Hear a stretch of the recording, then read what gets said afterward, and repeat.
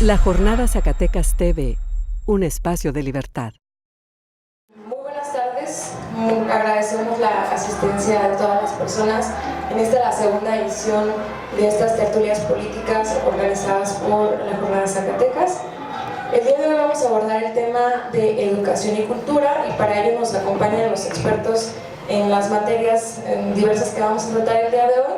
Empezamos por orden, nos acompaña el doctor Óscar Pérez Beina, quien es investigador de la Unidad Académica de Estudios del Desarrollo de la Universidad Autónoma de Zacatecas. Pido un fuerte aplauso para él. También nos acompaña Lucía Medina, quien es articulista de la Jornada Zacatecas y directora del diario digital La Colmena.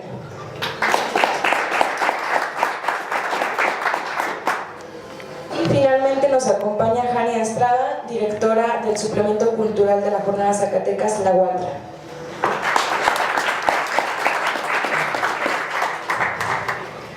Bueno, estos expertos en las dos materias que vamos a abordar el día de hoy nos van a compartir un poco de su visión sobre el panorama educativo y el panorama cultural en el Estado. Vamos a responder las preguntas de qué debemos esperar de la administración pública federal, tanto en el Poder Ejecutivo como en el Poder Legislativo, dada la evidente transición democrática que esperamos para el siguiente proceso electoral. El panorama del que vamos a partir, pues, por demás obvio, es la evidente crisis que tiene la máxima casa de estudios del Estado, el problema que tenemos ya no de cobertura educativa, sino de calidad educativa, y las demás propuestas que esperamos como sociedad civil en materia de educación y cultura. Para ello vamos a partir de una pregunta. ¿Qué podemos esperar del nuevo gobierno en materia de educación y cultura? Como ya dijimos, dada la evidente transición a la que estamos sujetos según el proceso electoral. Para ello, pues vamos a empezar con la participación del doctor Óscar, a quien le cedemos el uso de la voz. Muchísimas gracias y buenas tardes a todas y a todos por su tiempo.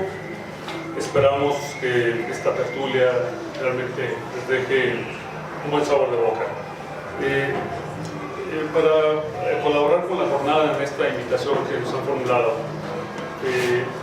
quise tocar los dos puntos que nos señala la convocatoria de educación y cultura, creando que en la segunda parte creo que solo vivo con la cultura, pero quizá un experto, déjenmelo de lado, por favor. Entonces, miren, yo entiendo la educación y la cultura como ejes transversales en los que se debe fundar cualquier transformación de cualquier sociedad. Yo creo que esto que acabo de decir no es nuevo. Es decir, sabemos y estamos convencidos de que la educación es un elemento transformador de una sociedad. La pregunta es, ¿por qué entonces el estado de cosas que tenemos en el estado de Zacatecas y en el país? Miren, hace como 2 años, justo un egresado de la Unidad de Estudios del Desarrollo, un doctorado, regresó de Alemania y trajo consigo un grupo de jóvenes estudiantes de Alemania, licenciatura, y me pidió que si podía yo darle un panorama de la economía a los jóvenes alemanes que nos visitaban. Cómo no, con todo gusto. Entonces me dijo, usted puede hablar en inglés, en alemán o en español, los muchachos le pueden entender perfectamente.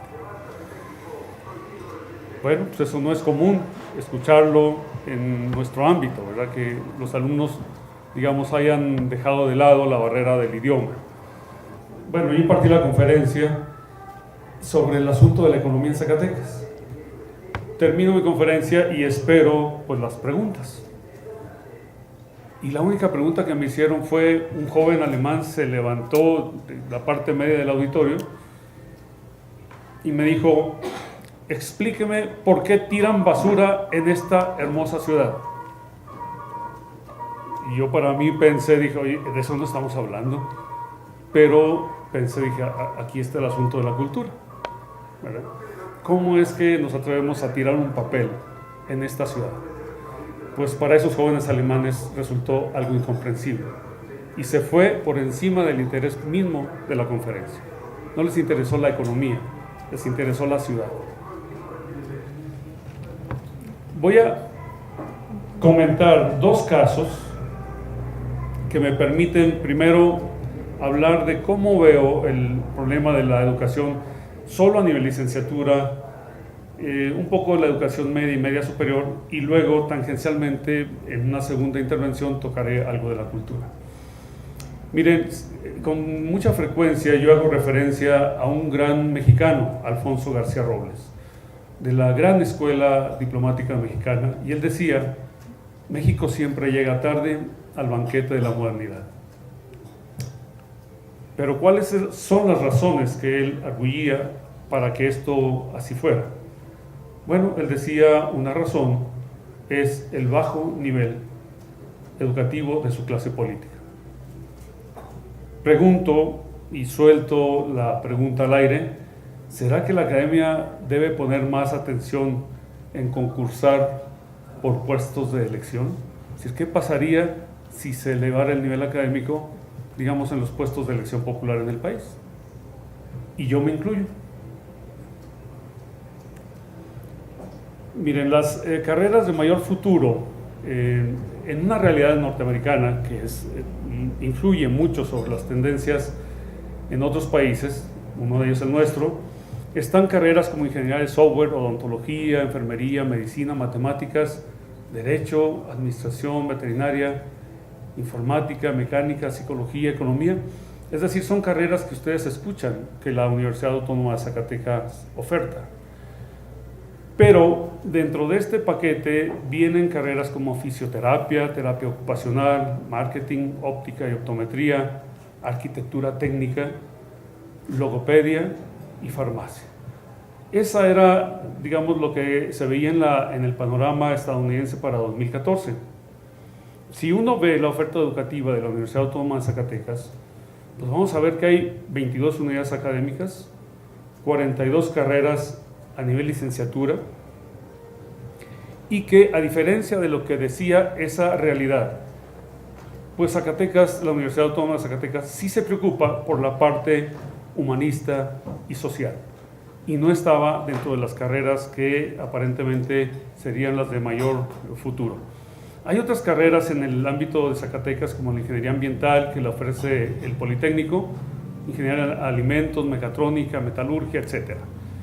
El Tecnológico de Zacatecas tiene 11 carreras, muy del lado de las ingenierías y un poco de la licenciatura en Administración e Informática. Hay un libro importantísimo que no entiendo por qué mucha gente lo desconoce. Se llama Nuevas Tecnologías y Nuevas Profesiones. Este libro fue editado por la NUYES y por el Instituto Catalán de Nuevas Profesiones, 1992. Hay dos tesis fundamentales que acompañan este libro. Primero, la importancia de que entendamos que las relaciones asimétricas internacionales plantean desafíos a la competitividad de la economía, pero también a la estructura social y educativa, es decir, nuestra cultura. Segunda tesis, se reconoce que las nuevas tecnologías impactan de manera diferenciada en las distintas cadenas que forman la estructura productiva de México, lo que implica saber cuáles de ellas se fortalecerán, cuáles se debilitarán y cuáles se reestructurarán, así como cuáles serán los nuevos requerimientos de profesionales y especialistas que contribuyan a hacerlas más competitivas. En ese libro lo comenta Carlos Payán, entonces director o secretario general de ANUYES. Y él decía, miren, ¿por qué nos interesó este libro a nivel de ANUYES? Bueno, porque se intenta a través de él contribuir a proporcionar información que ayude al conocimiento de otras experiencias que amplíen y enriquezcan a la visión del futuro de la educación superior mexicana y ayude a construir los elementos de una respuesta propia, simplemente aprender de otros. Los objetivos de este libro fueron estimar los efectos de las técnicas innovadoras en el empleo y predecir las circunstancias de su evolución futura. Segundo, cualitativamente definir el perfil de las nuevas profesiones generadas por la introducción de recientes tecnologías en los procesos de trabajo y redefinir las profesiones ya existentes profundamente modificadas por los cambios tecnológicos. El libro consta de dos partes. El primero es donde se abordan los procesos tecnológicos que se ven en los sistemas productivos emergentes y cómo el sistema educativo catalán de ese momento mostraba signos de obsolescencia. Aquí lo importante es que el líder catalán, en ese momento Jordi Pujol, fue capaz de reunir a las universidades públicas y privadas que le brincaron, le protestaron, pero él dijo, entiendan, quieren que Cataluña sea uno más o que juegue como un líder dentro de las transformaciones del mundo en los próximos años, a finales del siglo pasado. Bueno, logró convencer y transformó universidades públicas y privadas en nuevas ofertas educativas en las cuales se entendió que la informática, la microelectrónica, la robótica, las telecomunicaciones, los nuevos materiales y la biotecnología pues eran emergentes. Pero a lo que quiero llegar es concretamente, hablando de nuestros Zacatecas, créanme que me acompaña una gran preocupación que tiene que ver con la actualización. Tenemos un abanico de carreras muy importante, pero tengo una razonable preocupación por el nivel de obsolescencia en el que se ha entrado, desde mi muy personal punto de vista, en algunas de las carreras. Entonces mi preocupación es cómo podemos encontrar entre instituciones, sindicatos, gremios, etcétera, algo que sin menoscabo del interés de proteger las prestaciones económicas, las prestaciones laborales en general, también lleve implícita la necesidad que debe haber en los sistemas educativos de que nosotros, los profesores, seamos también responsables de una permanente actualización. Entiendo que tiene que haber recursos para ello, pero lo soslayo. Necesito insistir en que necesitamos estar constantemente actualizados. Los currículums, por ejemplo, tienen que ver mucho con todo esto. Es decir, si nosotros no hacemos, digamos, una alianza importante con la planta productiva en cualquier parte del país, Zacatecas, ¿qué está haciendo la empresa Cesantoni en la producción de, discúlpeme si ya incurrí en un problema de publicidad, pero qué está haciendo esta empresa si está creando nuevas losetas cerámicas? ¿Eso lo importó, lo diseñó o se lo generó ingeniería? Les voy a decir una cosa, la vida me llevó a trabajar desde muy temprano, aquí atrás en la calle Tacuba, con Jesús de la Mora. Yo recuerdo, y lo recuerdo con mucha nostalgia, que yo iba a la escuela de ingeniería y en la escuela de mecánica, o no sé dónde era, estoy hablando de 1964, 65, yo llevaba las poleas y ahí existían tornos que le hacían el trabajo a Jesús de la Mora. Y Jesús de la Mora decía, la universidad, la universidad, la universidad. Hoy no sé por qué esas cosas ya no existen, pero me queda claro que muchas de las cosas que él necesitaba estaban ahí, en la universidad. Entonces, la segunda parte del libro, aparte de ver la oferta educativa, tiene que ver con entender qué es y cómo se hacen las cosas en la planta productiva Zacatecas y cuántas de esas cosas necesitan aprender los estudiantes. A lo que estamos entonces invitando es a la necesidad de que vayamos ya por un camino junto. Andar unos por un lado, andar otros por otro lado, nos tiene en esta circunstancia. Entonces, lo que implica aquí es que necesitamos contar con currículos formativos y experiencias más cercanas y propias a la evolución tecnológica y las capacidades y actitudes personales. Ahí dejaría yo mi primera intervención. No se oye. ¿No se oye? ¿Se escucha atrás? Sí, se escucha. Aquí sí. Más o menos. Bueno, gracias al doctor Oscar Pérez Reina. Continuamos con Lucía Medina, quien va a hablar de educación y cultura conjuntamente durante 10 minutos. Y le recordamos a las personas que nos hacen el favor de acompañarnos que esto está siendo transmitido en vivo en nuestras redes sociales, y que después de las 2 intervenciones por cada ponente vamos a abrir el espacio para una sesión de preguntas y respuestas.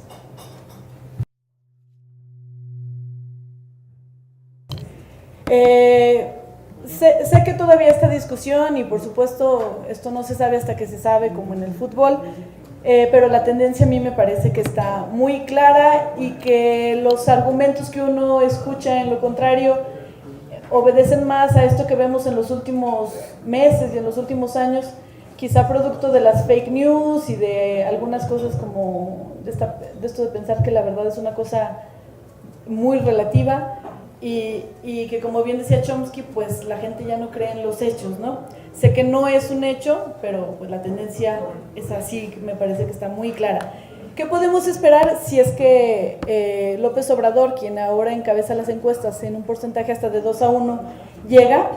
Yo creo, y lo escuché justamente de un simpatizante, que podemos esperar un cambio de rumbo, sobre todo económico, y hago énfasis en que es un cambio de rumbo y no de ubicación.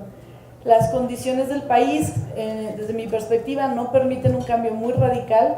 Estamos sujetos a tratados internacionales, incluso ganando la mayoría en el Congreso, creo que será limitado y sobre todo será paulatino, pero el cambio de rumbo será ya un giro interesante, aunque bien no se llegue a lo que probablemente muchos de quienes votaron por esa opción están pensando.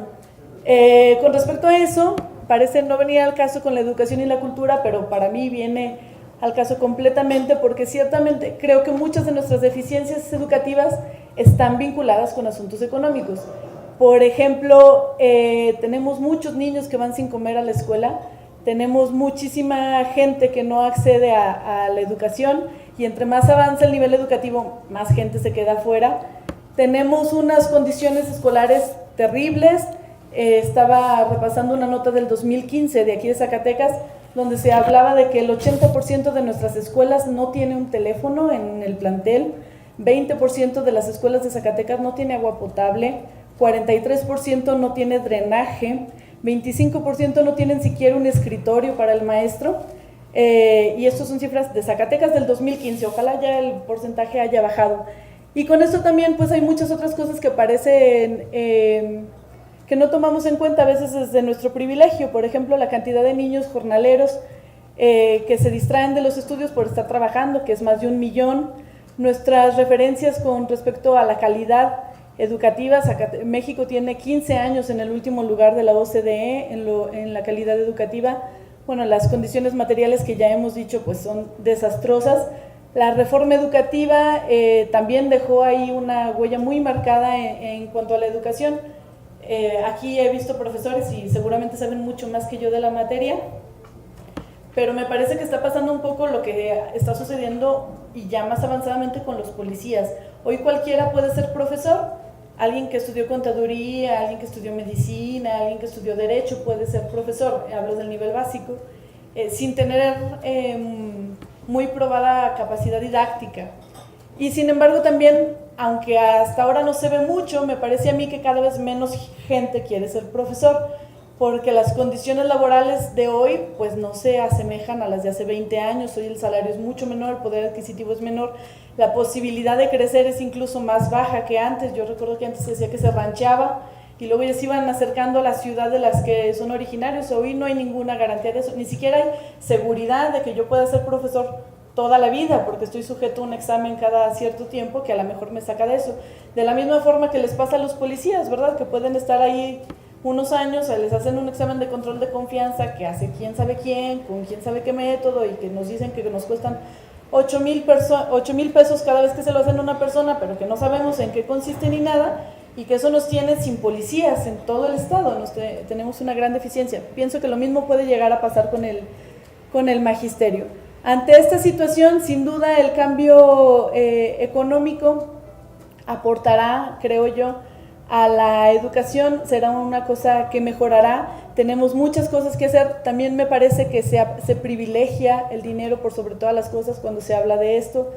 Por ejemplo, creo que hay una gran cantidad de personas que tienen una educación, lo digo con todo respeto, de alguna forma de segunda, porque no se les integra a escuelas primarias normales, porque se les envía una persona que trabaja en CONAFE, que aunque tenga mucha capacitación, pues sin duda no tiene la formación que tendría un profesor. Y esto sucede cuando son poblaciones de menos de 15 personas, donde hay grupos de menos de 15 estudiantes, y como ¿por qué habría de gastar el Estado en 14 estudiantes, verdad?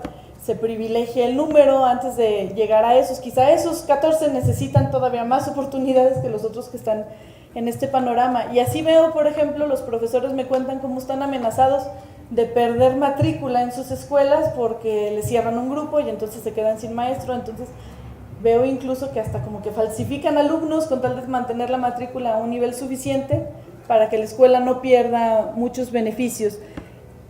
Somos un país que rechazamos mucha gente que quiere estudiar para ser maestro. Tenemos cientos, quizá miles de maestros, licenciados en educación o similares desempleados, y tenemos como 5 o 7 millones de analfabetos. Es absolutamente absurdo. Tenemos una educación superior en un bache terrible. Se habla de 7 universidades, quizá más, en quiebra. Y siempre la respuesta gubernamental es pues que nos rasquemos con nuestras propias uñas, como si se tratara de un negocio. Y bueno, incluso también diría que algunas escuelas privadas no tienen apoyo. He de decir que yo era una escéptica de las escuelas privadas por parecerme de privilegiados, y ahora que me ha tocado trabajar en 2, veo a veces en esas aulas a gente todavía en condiciones más adversas que quien estudia en la Universidad Autónoma de Zacatecas, porque es gente que le está apostando todo a esa educación y que a lo mejor la gente migra con tal de pagar esa colegiatura, pero es su única oportunidad porque hasta la UAS le cerró las puertas. Ante eso yo creo que el nuevo gobierno, si tiene este cambio de rumbo económico como esperamos, probablemente tenga esto otro que suponemos. Me parece que el punto principal será pensar en las personas antes de pensar en el dinero. Es ahora un tema de López Obrador en su último spot, separar el poder político del poder económico, y tiene, creo yo, mucha más profundidad de lo que parece, porque está pensado en el poder económico casi todas las políticas. Por ejemplo, el gobierno del Estado se enorgullece de todas las facilidades que se dan a las empresas mineras, porque son las empresas mineras, de acuerdo a sus análisis, quienes nos ayudan a incrementar el Producto Interno Bruto de Zacatecas. Sin embargo, no es a la minería a lo que se dedican los zacatecanos. Hay muchísimas más familias que se dedican al campo que a la minería. Hay mucho más gente dependiente de la agricultura o de la ganadería que de la minería. Pero como lo importante es cuánto dinero producimos y no cuántas familias atendemos, pues entonces se prioriza la minería por sobre la agricultura o la ganadería. Puedo esperar optimistamente del nuevo gobierno que esto cambie.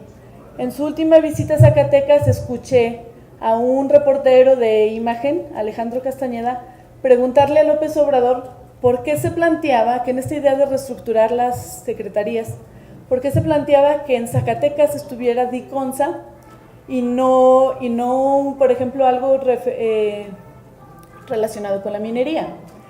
Y López Obrador justamente le dijo, ¿por qué vamos a privilegiar a las personas? Lo cual me hace mucho sentido cuando pensamos que la mitad de los zacatecanos se dedican a eso y no a la minería, que quizá alguien tenga el dato más preciso que yo, veo a expertos en el tema aquí, pero quizá su número de empleados no llega a los 20,000, no sé cómo ando de tiempo, ya, 10 exactos.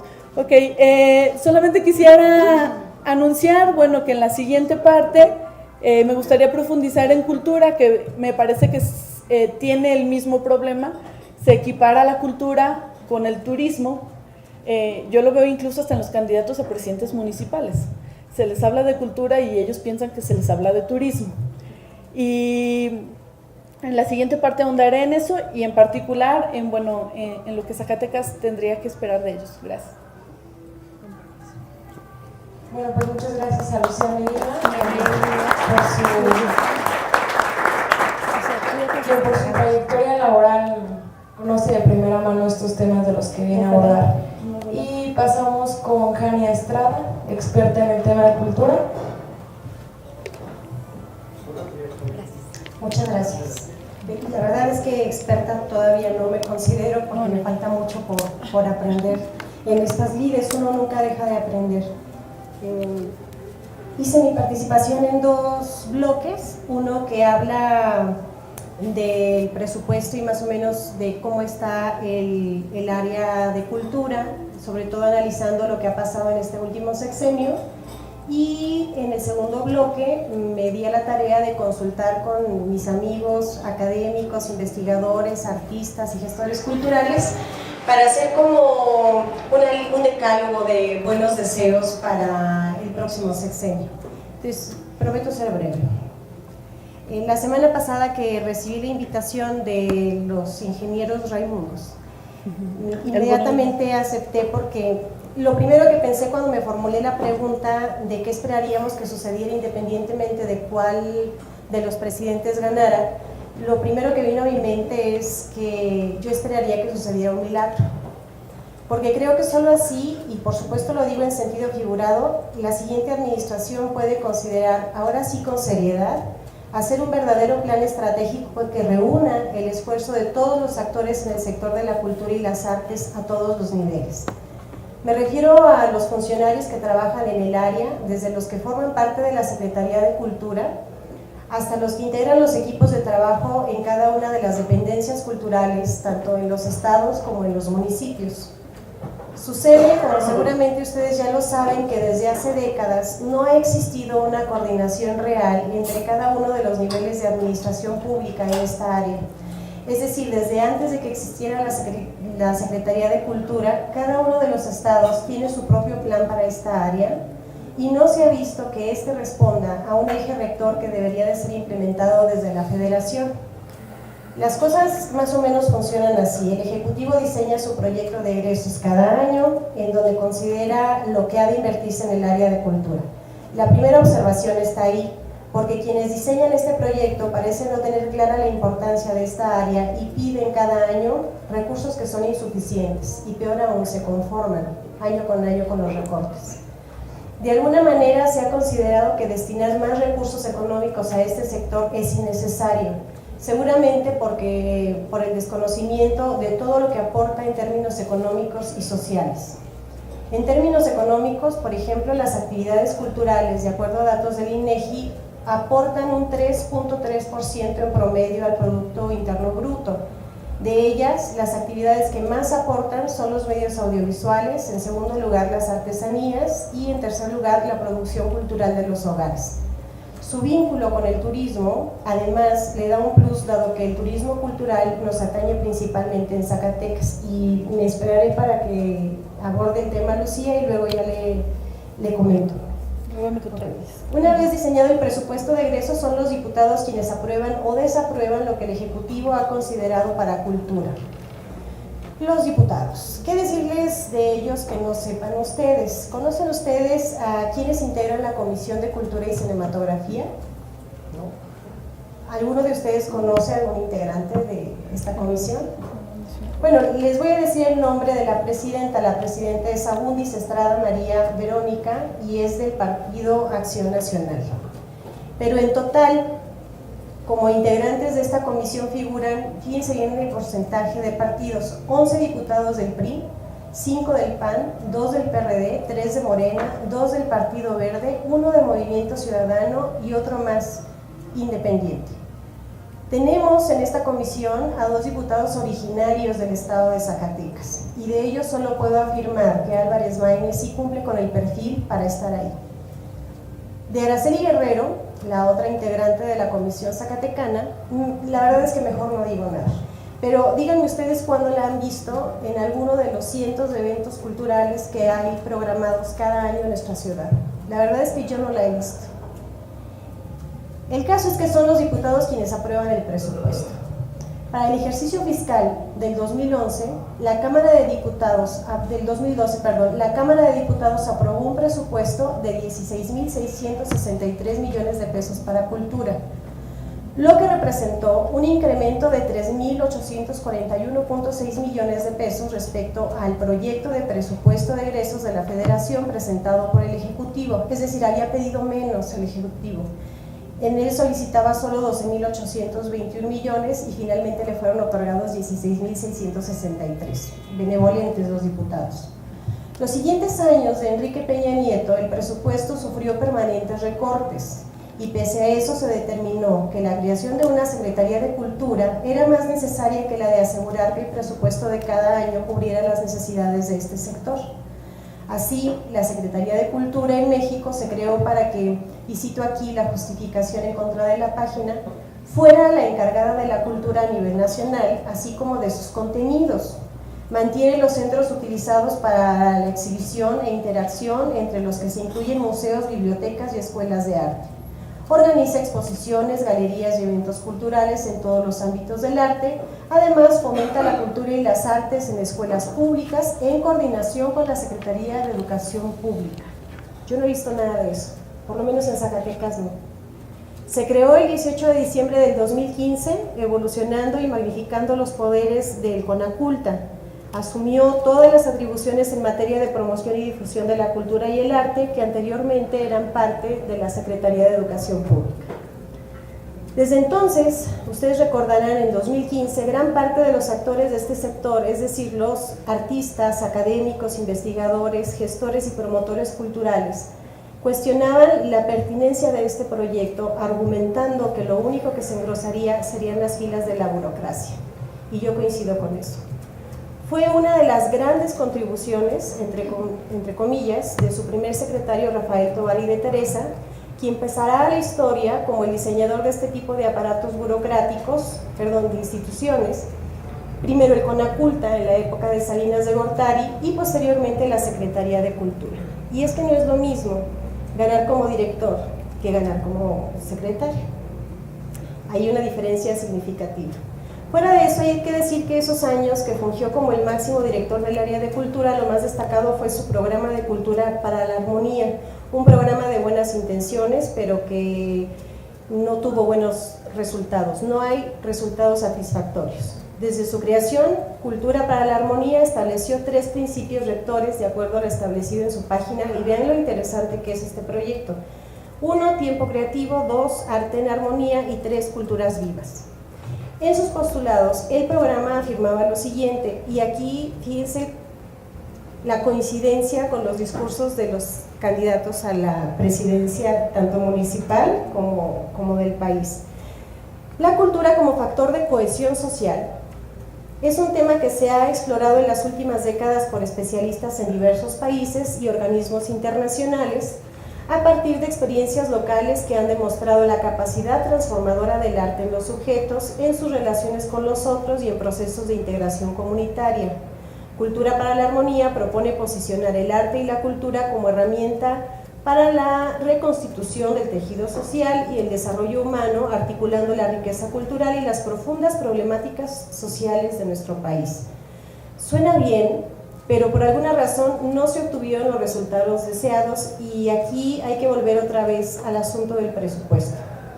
Si para el ejercicio fiscal del 2012 la Cámara de Diputados aprobó un presupuesto de 16.663 millones de pesos para el área de cultura, para el 2018 aprobó solo 12.916 millones de pesos.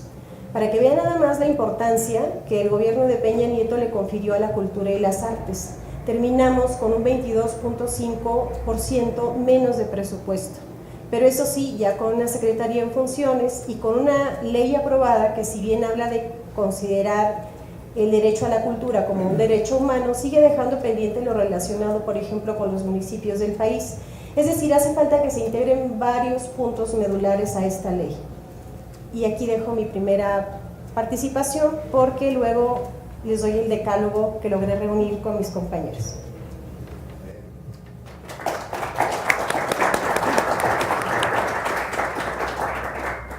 Bueno, pues agradecemos la participación de nuestros expertos, que creían que no son expertos, yo considero que sí, porque pues no se puede venir a hablar de esta magnitud y decirse que no son expertos. Agradecemos la modestia, ¿no? Pero también agradecemos el aporte cultural. Y bueno, ya para dar entrada a la segunda ronda, el panorama es este. El 1 de septiembre toman posesión los nuevos diputados y los nuevos senadores. El 1 de octubre, según la reforma del 10 de febrero de 2014, entra el nuevo presidente de la República. Así entonces, con un mes de diferencia entre poder y poder, ¿qué es lo que estamos esperando los zacatecanos en materia de cultura? ¿Cuáles son nuestras peticiones en materia de educación? Y si los pudiéramos enumerar cada una de estas peticiones, por muy abstractas que sean, pues cuáles serían desde sus áreas y cuáles son las áreas de oportunidad más grandes que ustedes consideran que hay que atender desde la Administración Pública Federal. Muy bien, muchas gracias. A ver, sigo un poco con la primera participación. Escuchen una licenciatura en tecnologías emergentes. Escuchen, una maestría en ingeniería de desarrollo para dispositivos móviles. ¿Se ve eso pertinente? Sí. A mí me parece que sí. No tenemos ninguna oferta de ese tipo. Entonces necesitamos esta actualización que yo les decía, porque de repente nos traen conferencistas como el que nos trajeron hace unos días a dar una conferencia magistral como Reyes Tamés, y pues yo creo que aquí estamos un poco mejor que la conferencia que nos vinieron a dar. A ver, yo con frecuencia les hago una pregunta a mis alumnos, digo, ¿por qué a los del Instituto Tecnión se les ocurrió esto? Crear una memoria USB. ¿Y por qué no a los de la Universidad Autónoma de Zacatecas? Bueno, son preguntas que uso para decirles estamos un poco débiles en el tema de la innovación. Si nosotros estamos ya frente a una perspectiva de cambio inminente, pues yo creo que lo primero que tendría que hacer, por ejemplo, el director de planeación del gobierno del estado es la reformulación del plan de desarrollo para Zacatecas. Se planteó uno en la perspectiva cuando llegó el gobernador Tello, pero frente al cambio que se ve, yo creo que Zacatecas tiene que estar replanteando rápidamente qué es lo que va a hacer. Yo no creo que Zacatecas pueda revertir sus grandes dificultades estructurales si, como decíamos el otro día aquí, no se tiene el respaldo respecto a algún gran proyecto de orden nacional. Ahorita se hablaba de una dependencia. Yo siempre he sido de la idea de que este gran problema que tiene el país en la central de abastos de Guadalajara, de Monterrey, de la Ciudad de México, de desperdicio de creo que son 37 toneladas de alimentos por día. Siempre he pensado que Zacatecas, por su ubicación geográfica, no estaría mal con una central, digamos, redistribuidora, pero imaginen lo que habría detrás de un proyecto así. Es decir, si de verdad la idea es no perder alimentos, no mandar las 400,000 toneladas de manzana de Chihuahua de un golpe a la Ciudad de México, a la central de abastos, ¿por qué no hacer un escalón en Zacatecas? Pero dense cuenta lo que habría detrás de esto: logística, fisiología post cosecha, infraestructura, muchas oportunidades creo, pero tendríamos que pensar en un gran proyecto de orden nacional. A ver, una frustración. Melgodepro es un proyecto que yo desarrollé con Valparaíso. Es un proyecto financiado con la Unión Europea. ¿El problema cuál era? La migración, lo decíamos la vez pasada. La Unión Europea dice, bueno, ¿por qué se está saliendo la gente de sus lugares de origen? ¿Qué es necesario hacer ahí para que no se salga la gente? A mí me gustó eso. No me gustaba la criminalización de la frontera, no me gustaba los muros que ya se hablaban, ¿no? Me gustó más esto. ¿Qué hay que hacer ahí para que la gente no se salga? Eso tenía la convocatoria de la Unión Europea, que buscaba proyectos a través de la cooperación internacional para el desarrollo en América Latina. El objetivo entonces fue meter un proyecto en el que yo pudiera generar un modelo de gobernanza para un municipio. El financiamiento vino de la Unión Europea, se elabora un proyecto y tiene un componente central. Estoy hablando de 2008-2009. Un componente central, emprendimiento productivo. Otro componente central, lo que acaba de decir Jane, cohesión social.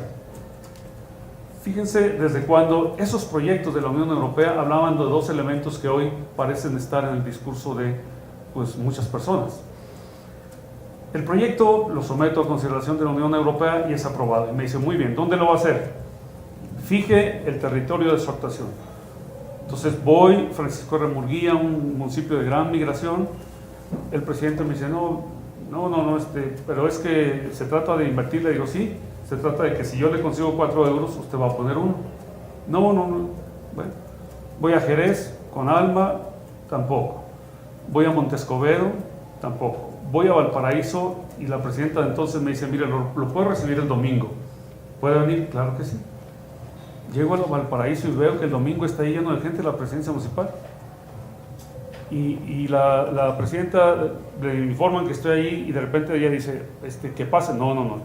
A mí me forma en la fila donde van toda la gente que está esperando hablar con usted. Bueno, pues de modo que se espere, pues. Yo me esperé, le presenté el proyecto. Cuando terminé de hablar con ella sobre el proyecto, me dice, ¿dónde firmo? Ah, caramba. Dije, esta sí, violín de rancho, ya te agarró un profesor, ¿verdad? Bueno, ella me dijo, creo que el Cabildo no tendrá duda de la bondad de este proyecto, así que dígame dónde firmo.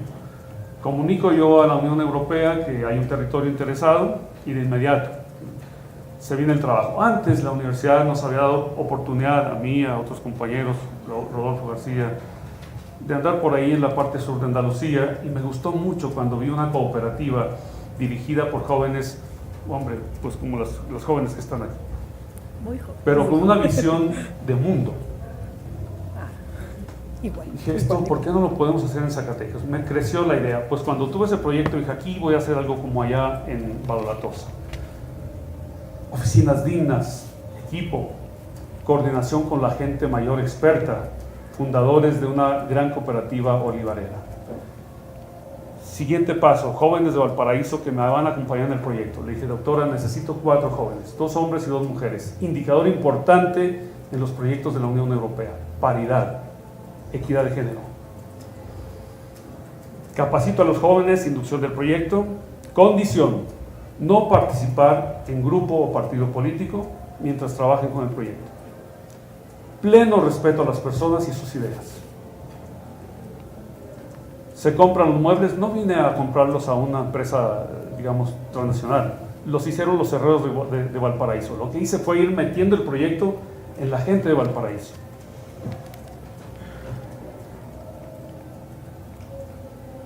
Se trabaja con la escuela de São João de Madeira en Portugal. Se trae a los profesores, 2 doctores, en ese momento reconocida como la mejor escuela de emprendimiento en el mundo. Pero me dicen, podemos ir en el mes de julio. Es que aquí en el mes de julio son vacaciones de los profesores. Le digo a la presidenta municipal, oiga, no tengo más que julio para trabajar con ella. Dice, pues déjeme ver si puedo conseguir a los profesores. Va y puerta por puerta, toca a los profesores, les invita. El proyecto me exigía 11 profesores. Llegaron los portugueses y yo, pues de verdad, dije, a ver qué pasa. Pues nos vamos a la escuela donde va a ser la capacitación. Llegaron 49 profesores. Yo necesitaba 11. Bueno, ¿qué hacemos? Pues ni modo, todos para adentro. Y los portugueses, oye, no, qué buena respuesta. Lo que quiero decirles es que cuando se habla de educación, ahora estoy hablando de profesores de educación secundaria y preparatoria jóvenes. Cuando los profesores intuyen que hay algo nuevo, algo interesante, están ahí. Y ¿saben qué? Fueron mis aliados más importantes como la presidenta municipal en este proyecto. Y este proyecto fue ejemplo de la cooperación internacional para el desarrollo, no dicho por Pérez Veiga, dicho por el auditor de la Unión Europea. Me pedían que capacitáramos 64 alumnos. Se capacitó a más de 700 jóvenes. Se generaron 17 microempresas. Pero antes de poder ejercer los recursos, cuando los recursos llegaron al municipio, pues ¿qué creen? Llega la Contraloría, es decir, Jesús Limones, y dice, oigan, ¿de dónde vienen esos recursos? De la Unión Europea. Pues no los pueden ejercer. No los pudimos ejercer durante 7 meses hasta que hubo todos los cambios en la ley de ingresos para que pudiese el municipio ejercer esos recursos. Cosas que va uno aprendiendo. Los profes, cuando vieron la pertinencia y la importancia del proyecto, se fueron adueñando del proyecto. Independientemente del color de la administración, ¿saben qué ha pasado? Que Valparaíso sigue haciendo esas acciones que establecimos durante la vigencia del proyecto. Yo creo que esa es una de las cosas que tenemos que hacer aquí. ¿Cómo hacer que las cosas se continúen cuando el proyecto, no dicho por el que lo dirige o la institución, no, la gente dice este proyecto es importante porque nos da cohesión social y nos enseña emprendimiento productivo. Pues miren, después de 3 o 4 administraciones de todos los colores, los jóvenes están ahí. Esos jóvenes capacitados aquí en Valparaíso fueron a Bolivia, a Ecuador, a Uruguay, pero no han ido a Villa de Cos. ¿Verdad? Nadie es profeta en su tierra, quizá ese sea el paradigma que hay que cambiar. Se fomenta mucho en nuestro ámbito el discurso crítico, pero no se escucha mucho la proposición. Yo recibí intenciones de personas que decían, oye, el proyecto interesa, pero déjeme, yo lo presento, o sea, siempre queriéndose subir en él, ¿verdad? Eso nunca lo permití. Quizá por eso esa experiencia se quedó ahí. Pero lo importante es, creo que la cultura de los jóvenes y del territorio en general, porque les voy a decir, me trajeron unos duraznos de Valparaíso. Yo no sé si los hayan probado ustedes, pero es una cosa riquísima. No quise traerlo porque no tengo para todos, pero me lo mandan porque ellos se acuerdan. Es decir, hace 2 meses fui al concurso de emprendimiento productivo que hicieron de este año, y me da mucho gusto que, a pesar de que el proyecto ya terminó y todo eso, el municipio sigue haciendo las cosas, y me llevan a las comunidades donde están las empresas que se instalaron, que le dieron trabajo a mujeres abandonadas, esposas de personas que se fueron al otro lado y que ahora pues están solas. Pero este proyecto les dio esa idea. Mucha dificultad con las transiciones en las presidencias municipales, porque si el presidente municipal ve que alguien está haciendo algo que llama más la atención que lo que él dice, eso es un problema. Y eso me enseñó que yo tenía que bajar mi presencia y dejar a los jóvenes. Este tipo de cosas me parece que son las que pueden ayudar realmente a cambiar la cultura de un territorio, de un pueblo. Se hizo, fíjense, por los profesores de Valparaíso, una propuesta para insertar el componente de emprendimiento productivo y cohesión social en los jóvenes, el currículum de los jóvenes de secundaria, preparatoria y escuelas técnicas. Nunca hubo respuesta a la Secretaría de Educación y Cultura de aquel tiempo. Hay que hacer proyectos que se adueñe la comunidad de ellos y que garantice la continuidad de las acciones. Hay que bajarle a los protagonismos, necesitamos un poquito de humildad. Aún los académicos más encumbrados tienen que entenderlo. Nos hace falta.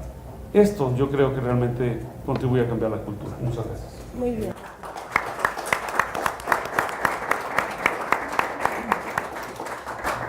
Bueno, agradecemos al doctor Pérez Beina, gracias por compartirnos esta experiencia. Les recordamos que esta sesión está siendo transmitida en vivo por nuestras redes sociales y que al término de la última participación de Lucía y después la de Jania, vamos a abrir el espacio para preguntas y respuestas. Gracias. Nos quedaba pendiente, digamos, en Zacatecas, ¿no? Aterrizar este asunto en Zacatecas. He de decir que me di la vuelta por las 3 grandes plataformas, francamente, al Bronco no lo consideré por su situación política y porque además como que no me cabían en la misma oración, educación, cultura y el Bronco, pero pasé por las otras 3 y vi, por ejemplo, a grandes rasgos, efectivamente MID estaba planteando aumentar el número de escuelas de tiempo completo, pasar de 25,000 a 100,000, insisto, esto me parece a mí que sigue engarzándose un problema económico. ¿Por qué tenemos que tener escuelas de tiempo completo? Porque las mamás no pueden cuidar a sus hijos, porque están trabajando para completar el gasto, entonces necesitamos que tengan dónde guardarlos en lo que pueden ellas seguir trabajando. Y bueno, Anaya sí tenía también algunas referencias muy generales.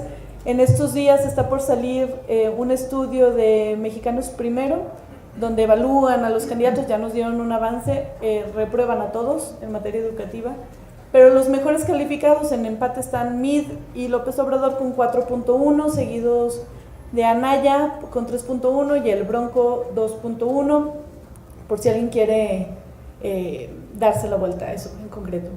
López Obrador me parece que en materia educativa, si es quien encabeza el próximo gobierno, nos ofrecerá algunos cambios que ya de por sí hemos estado viendo a lo largo de los años sin que él gobernara. Por ejemplo, Estamos viendo el fenómeno de la unión entre dos grandes sectores del magisterio que nunca antes habíamos visto y parecen estar empezando a trabajar en conjunto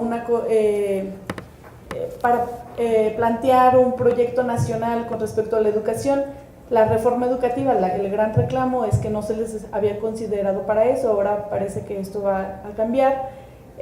López Obrador también, una de sus grandes de las grandes cosas que nos presume es haber creado una universidad y varias preparatorias y anuncia la posibilidad de que esto se incremente.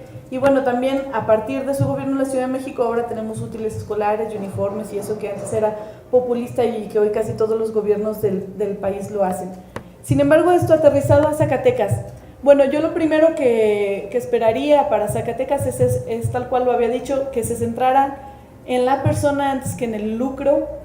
Esto vale, creo yo, que tanto para la educación como para la cultura. Es el mismo termómetro para hablar de educación que para la cultura. Un festival cultural exitoso a los ojos públicos suele ser el festival que atrajo más gente, que dejó más derrama económica, y esos son los parámetros de medición, si tomar en cuenta la penetración real en la población. Me parece que está en su plataforma y una de las cosas que yo quisiera es el respeto a la diversidad en cuanto a ese tema, en cuanto a la educación, el respeto a la diversidad de las lenguas indígenas, de las diferentes formas culturales de hacer vida en este país, que son mucho más variadas de los que pensamos, y sobre todo en esta idea de que educar es una cosa que se debe hacer pensando en educar ciudadanos, no de educar empleados. Vemos cada vez, como lo decía anteriormente, esta idea de que las universidades todas deben de adaptarse a las empresas, lo dicen ya sin ningún pudor. Ese es el lema en este gobierno, de que si no hay empleos en Zacatecas es porque no estudiamos lo que ellos quieren que estudiemos, y ellos quieren que no estudiemos, que seamos cuando mucho empleados técnicos para las maquiladoras. Y esto habla, insisto, de la vocación económica. Me parece que una cosa no se puede desvincular con la otra. Yo pertenezco a una generación en la que he visto a más de uno de mis compañeros esconder sus títulos. No creo que se pueda hablar de fomentar la educación y hacemos muchas críticas, a veces me parece que desarticuladas de un todo general. Se critica al mexicano porque no lee, sin tomar en cuenta, por ejemplo, que es el mexicano el que más horas trabaja. En los países de la OECD es también el mexicano el que menos sueldo tiene de la OECD, y me parece que este dato no puede no puede leerse sin los otros dos. He visto muchos miembros de mi generación y de las que siguen, de verdad, esconder sus títulos para que el empleador no sepa que tienen maestría, porque entonces no lo va a contratar, que el empleador no sepa que tiene licenciatura, porque entonces no lo va a contratar. Entonces me parece que no podemos estar hablando de cómo mejorar la educación si, para empezar, a nadie le conviene a este país educarse, al menos a cierto nivel. Después de la prepa estorba, y si no se cambian las condiciones económicas para ello, pues no habrá forma de superar eso. Pienso que si se cambia una cosa, bueno, mejorará la otra. Y creo que para atrás, digamos, tendremos que esperar de este gobierno, particularmente Zacatecas, sin duda la salvación, y creo que no le queda grande la palabra, de la UAS, de la Universidad Autónoma de Zacatecas. Se suele decirnos que es una cosa local, no es, sin por supuesto pasar por alto todas las irregularidades financieras que se dan ahí, pero no es una cosa exclusiva de la UAS esta crisis financiera por la que pasa.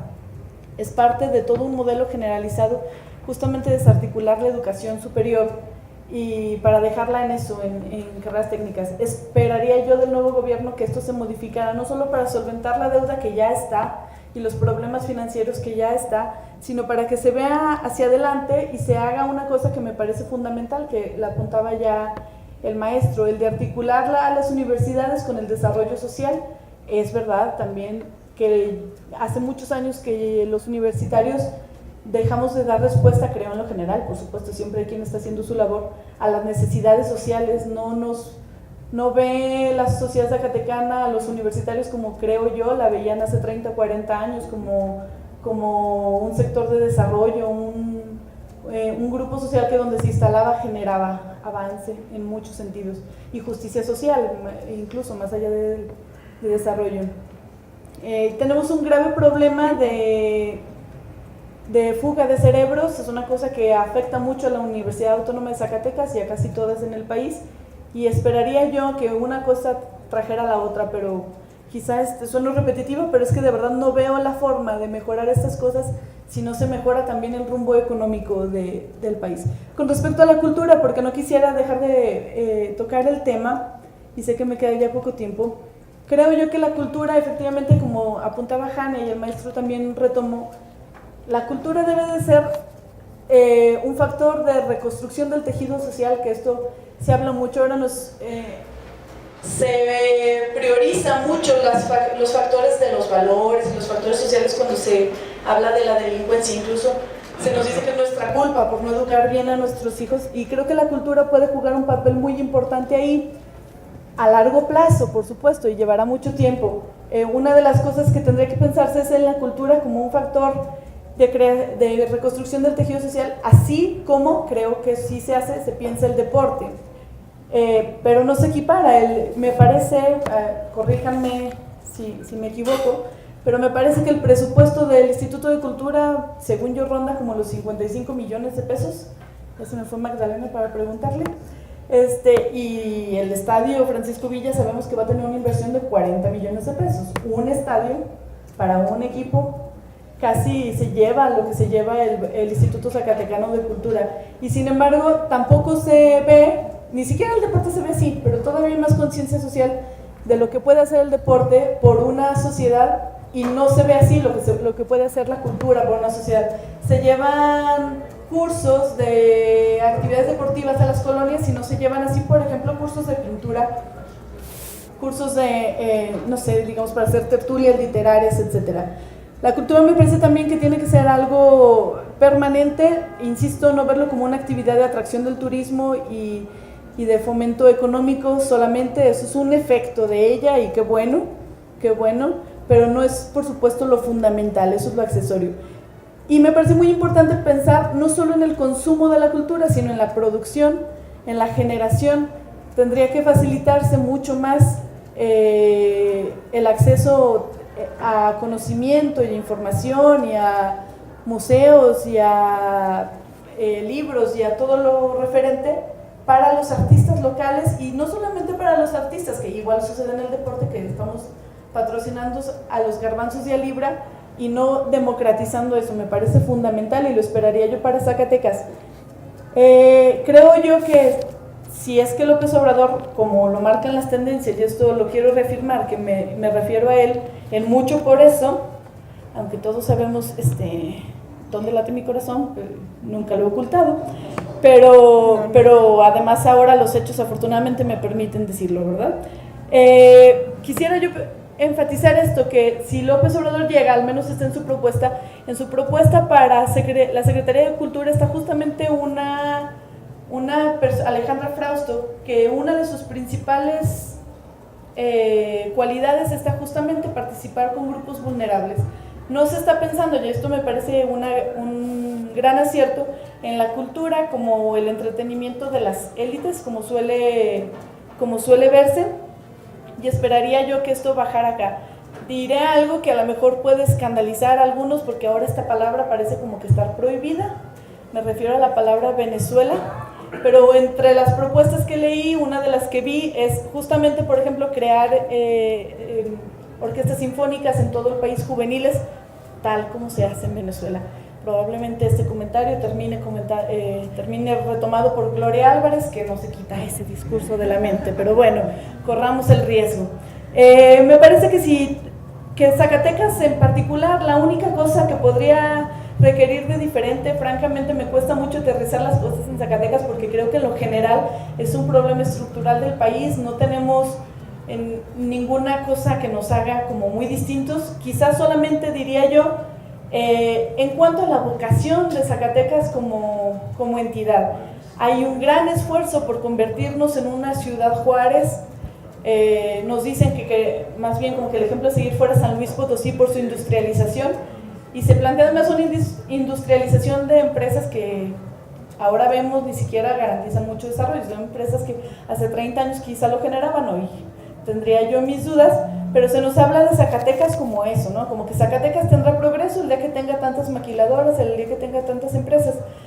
No estoy peleada, por supuesto, con eso. Sin embargo, sí creo que Zacatecas tiene condiciones culturales, es tierra, y lo sabe Jania mucho mejor que yo, de grandes artistas, y tiene en la generalidad de la población una, al menos de Zacatecas, porque por supuesto esto también es de privilegio, alguna predisposición a aceptar estas cosas que si se fomentara, podríamos generar mucho desarrollo, incluso acompañado de esto, y no tendríamos por qué estar imitando como modelo de desarrollo ni a San Luis Potosí, ni a la India, ni a Ciudad Juárez. Y está ahí, y nos generaría también desarrollo humano, que al final de eso se trata.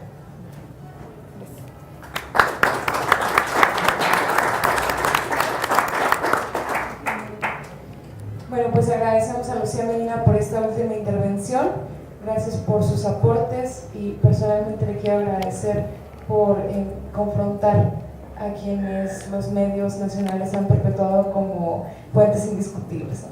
Y finalmente pues damos pie a los últimos minutos de participación a cargo de Jania Estrada, directora de La Gualdra, para enseguida abrir el espacio a preguntas y respuestas, que ya más adelante recibiremos las indicaciones de nuestros dos expertos en cámaras para la parte de las preguntas. Adelante, Jania, gracias. Ok, nos habíamos quedado con que teníamos un panorama de un 22.5% menos en el presupuesto de cultura si comparamos lo que teníamos en 2012 con lo que tenemos ahora en 2018. Ante este panorama, vuelvo a formularme la pregunta del principio: ¿qué esperaría que sucediera en el siguiente sexenio, independientemente de qué candidato es el que gane? Consulté con algunos compañeros, gestores culturales, investigadores y artistas para hacer mi decálogo de buenos deseos. Si no están de acuerdo con alguno, por favor, háganmelo saber. Número 1, que haya un plan estratégico que determine los objetivos principales para el país y que los estados diseñen el suyo en coordinación con los objetivos planteados en la federación, para que haya un eje rector y para que no le dejemos el destino de la administración de los recursos a las ocurrencias. Número 2, en este plan estratégico debe considerarse como un asunto urgente la descentralización. Según datos que me dio un funcionario que labora para la Secretaría de Cultura, casi un 90% de las actividades auspiciadas por esta son en la capital y zona metropolitana. Solo el 10% le corresponden a los estados. La descentralización de la cultura se logra con la descentralización de los presupuestos a estados y municipios. No hay otra. La tercera, y que es una de las que voy a defender siempre, en el centro de todo están los creadores. Las instituciones existen gracias a que existen ellos, a que hay un patrimonio cultural tangible e intangible, y pareciera que muchos funcionarios creen que es al revés, que el patrimonio y los artistas existen gracias a las instituciones. Ese es un error. 4. A propósito del presupuesto, lo más importante es pagarle a los artistas, a los investigadores, a los académicos, a los técnicos que laboran en el área de la Secretaría. Hay muchos estudios que demuestran que la cultura genera ingreso. El problema en este país es que se les paga a todos menos a los creadores. Hay artistas que hacen su trabajo y reciben el pago 3 meses después de la presentación, en el mejor de los casos. Es importante la divulgación, pero también lo es la generación de la cultura. 5.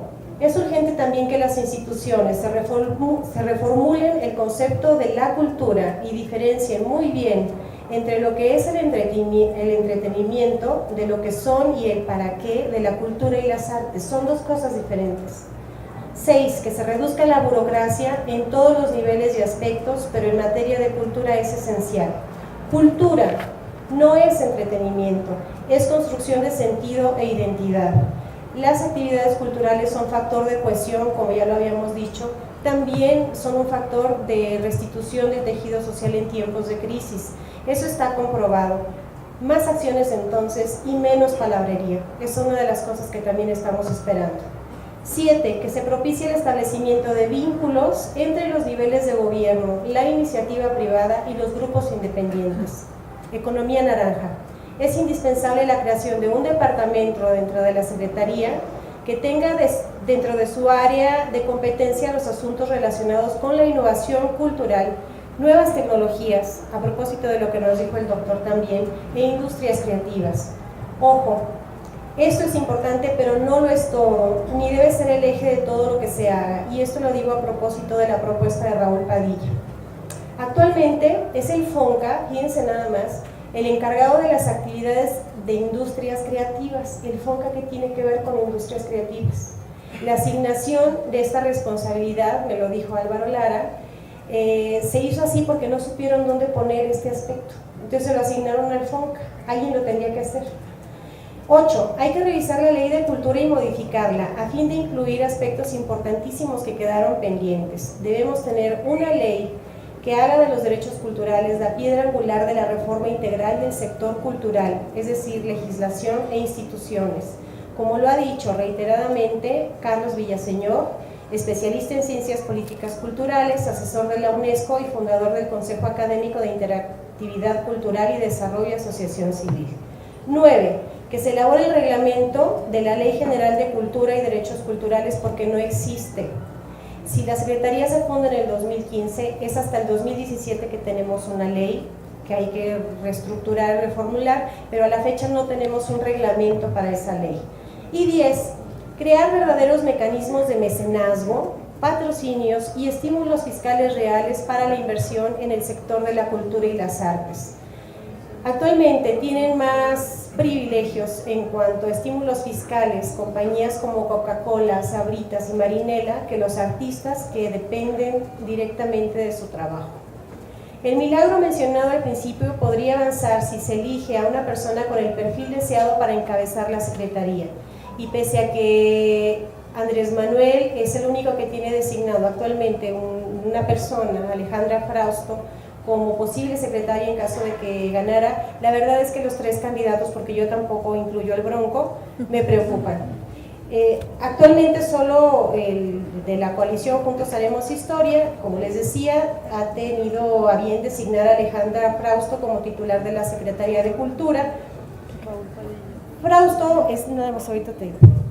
Frausto fue directora ejecutiva del Seminario de Cultura Mexicana, y de ahí tal vez venga la idea de hacer una especie como de apostolado por todos los estados y todos los municipios, esta idea romántica de principios del siglo XX que le funcionó muy bien en su proyecto a Vasconcelos, pero que habría que replantearse si realmente funcionaría en las condiciones en las que estamos viviendo actualmente. Este tipo de propuestas me parecen un tanto ingenuas y habría que revisarlas con mucho cuidado. AMLO pretende convertir a Los Pinos en un centro cultural, argumentando que lo mismo se hizo con el castillo de Chapultepec. Su programa habla de descentralización de la política cultural, de una reforma estructural de cultura que implique, entre otras cosas, la coordinación con la Secretaría de Educación Pública para fortalecer los programas de educación artística. Si eso se hace, me parece que va a ser un gran acierto. Desde chiquitos los niños tienen que estar en contacto con el arte. Chango viejo no aprende maroma nueva. Y con la Secretaría de Turismo para la apropiación afectiva del espacio público. Eso es la propuesta de AMLO. El candidato de la coalición por México al Frente no tiene designado quién ocuparía la secretaría, pero sí ha nombrado a Raúl Padilla como enlace en temas culturales, pero no lo ha nombrado como tal. Él ya presentó un programa de 8 puntos de trabajo, entre los que destacan una política integral de cultura, no solo bellas artes, cultura como motor de desarrollo y creadora de ciudadanía, el país, no solo el centro. Es decir, Anaya centra su propuesta en el fortalecimiento de las industrias culturales y promete además revisar la ley de cultura y su reglamento. Y por el PRI, su candidato ha dicho que promoverá el acceso a los bienes de la cultura y las artes para todo el mundo.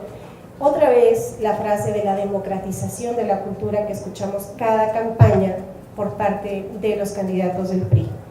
Y de acuerdo a sus planes dará continuidad a lo que la Cultura para la Armonía, el programa del que les hablé hace rato, que no ha funcionado, pero eso promueve la continuidad de lo que se ha hecho, rescatar lo bueno que se ha hecho durante este sexenio, habría que preguntarle qué es, y así están las cosas. Yo creo que ahora la palabra les corresponde a ustedes, porque aquí terminó mi presentación.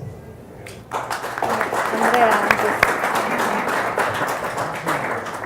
Bueno, agradecemos ampliamente a Jania Estrada por esta última intervención y además, pues abusando del micrófono, me permito felicitarla por el 7º aniversario de la huelga. hoy. Felicidades. Gracias, felicidades a que sean muchos años más de este suplemento. Gracias. Ahora bien, abrimos el espacio para preguntas y respuestas. No sé quién tenga alguna pregunta y que le guste hacer uso de la voz. Ahí está Pepe. Les vamos a pedir, por favor, Gilberto. que pasen aquí enfrente para poderlos... Sí se oye, sí se oye. Sí se oye. Bueno, Sí, es que estamos transmitiendo en vivo y queremos transmitir también esta parte justamente de la interacción, abrirles el espacio también a ustedes. Por ello les pedimos, aquí el señor Salinas nos va a indicar dónde y enseguida le pasamos el micrófono.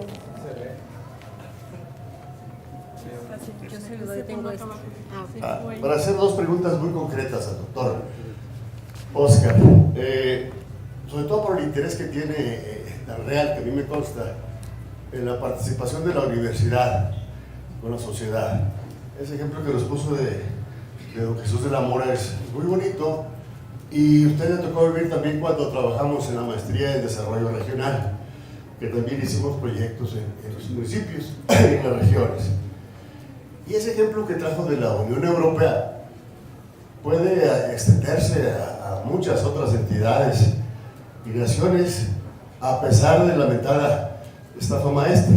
Yo quiero hacer una pregunta concreta, doctor, en relación a la posibilidad de que esta universidad, con todas las instancias, las 22 unidades y la gente tan valiosa que ahora tenemos, pudiera apoyarse en la base legal que le da la ley orgánica para que tuviera la capacidad de generar iniciativas de ley. Esto implica una ligera reforma a la Constitución local en el artículo 60, donde se agregaría a los legisladores locales, al gobernador del estado, a los magistrados, a los legisladores federales y a la Comisión de Derechos Humanos, que se incluyó pero que nunca han hecho nada, que se pudiera incluir con todas las capacidades humanas que tiene la universidad, que se pudiera incluir en la Constitución a nuestra universidad con la capacidad para generar leyes que podrían abarcar desde luego a todo el Estado, y leyes que podrían ser de trascendencia nacional si se toman en cuenta las facultades que le concede la Constitución Nacional a la propia legislatura estatal cuando se hagan unas propuestas de carácter nacional.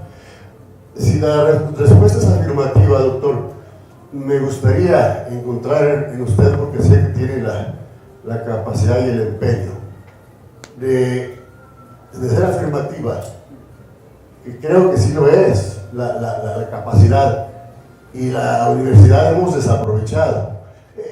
Eso nos ha hecho estar como dos entes separados en un mismo espacio, a la universidad y a las instituciones públicas, que de repente eso nos hace invisibles a la universidad, no solamente entre el gobierno, sino entre la sociedad, porque no hemos aprendido a demostrar que somos útiles. Me gustaría... Ahí muere. Fue un efecto de nuestro Podría parecer esto como una gran aportación de las instituciones, pero la condición sería que, por ejemplo, cosas como opacidad no tengan cabida en instituciones como la universidad. Es decir, hay que limpiar la casa para luego poder entrar en esta iniciativa. Me parece que es totalmente factible, salvando, por supuesto, la necesidad de las reformas respectivas para que eso pueda tener sentido. Pero que hay una gran capacidad, no hay ninguna duda, doctor. Muchas gracias.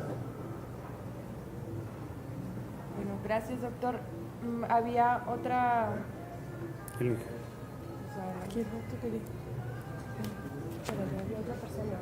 Había por ahí, ¿sí, verdad? Por favor. Sí.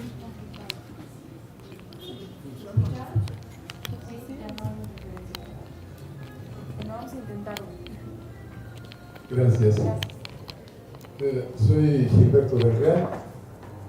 En estos días, en este tiempo, con un cargo al interior de Morena, por lo tanto, cuando diga lo que quiero decir, saben de qué lado me ubico. El motivo de la reunión es qué esperamos, se pregunta, del nuevo gobierno. Y resulta de que sea el desenlace que sea, muchos, la gran mayoría de los mexicanos y mexicanas creemos que va a ganar Andrés. Pero eso no va a ser tan relevante como la enorme sacudida que a todos los niveles va a tener nuestra patria. Yo no creo, de hecho en Morena no creemos, que el país después de esto vaya a volver a donde estaba. El país va a vivir una sacudida en todos los terrenos. Por lo tanto, lo que tendríamos que preguntarnos no es qué esperar del nuevo gobierno, cómo la sociedad va a influir en lo que va a ser el nuevo gobierno con cualquier desenlace. Esa es la pregunta importante. Por fortuna los ponentes, ellos y ellas, bueno, él y ellas, no plantearon qué esperar. Plantearon con toda claridad una serie de vertientes para el accionar de la sociedad. Desde esta experiencia del emprendedurismo, desde toda esta serie de cosas que fue elaborando Lucía, y ya no se diga el decálogo de Jania. Todas ellas no son para ver qué esperamos, más bien es cómo la sociedad mexicana se va a organizar para echar para adelante esta serie de asuntos que van a formar parte de la gran sacudida de la que tiene que salir un país nuevo, mejor, que le dé satisfacción a lacras tan profundas como la desigualdad, comenzar a superar a lacras tan profundas como el inmovilismo en el que los gobiernos nos han dejado sentados, esperando que llegue la mediocridad con la que compran los votos. Y por supuesto, ese modelo educativo que está absolutamente tronado y que no está capacitando gente ni para la libertad, ni para la democracia, mucho menos para una visión del emprendedurismo como cultura. Yo creo entonces que esta charla, esta tertulia, pudiera elaborar más que qué esperar, qué debemos hacer, estemos ubicados ahorita donde estemos. Si no hay, después de julio, una gran efervescencia de organización popular desde abajo, no va a funcionar el emprendedurismo, no vamos a encontrar, no vamos a dar pie con bola en la cultura futbolística, por supuesto, pero en la otra gran cultura menos. Porque se trata, como lo señalaba Lucía, de procesos que van encadenados a una situación básica. Cómo estamos produciendo e intercambiando productos. Cómo esa producción está dando o no está dando buena vida para los mexicanos y mexicanas. Yo creo entonces que esa es la tónica, no la de esperar, no la de sentarse a ver qué viene, no. organizarse para influir en lo que viene y que viene muy fuerte, pase lo que pase, que sin duda nosotros decimos va a ganar Andrés y va a echar para adelante la serie de puntos que están en el programa de la Regeneración Nacional.